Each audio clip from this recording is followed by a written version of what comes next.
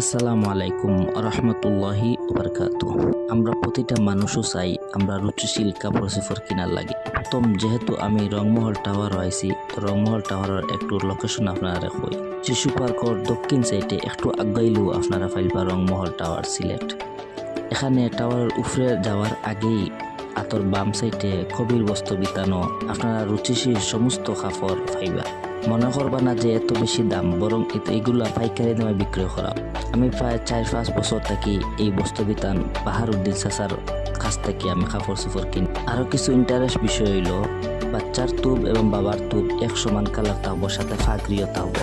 Arabic স্টাইলের সমস্ত কাপড় চোপড় ইনা পাওয়া যায়। আরবিকরা যেভাবে দুব্বার সাথে তুবর সাথে সাথে ফাগরিও লাগায়, এইভাবে আমরা চাচার দোকানে পাইকারি মূল্যে সব কিছু পাওয়া যায়। আপনারা আর দেরি করবা না, তাড়াতাড়ি রংমহল টাওয়ার পর্যন্ত ভিডিও ধৈর্য ধারণ দেখে দেখার জন্য ধন্যবাদ।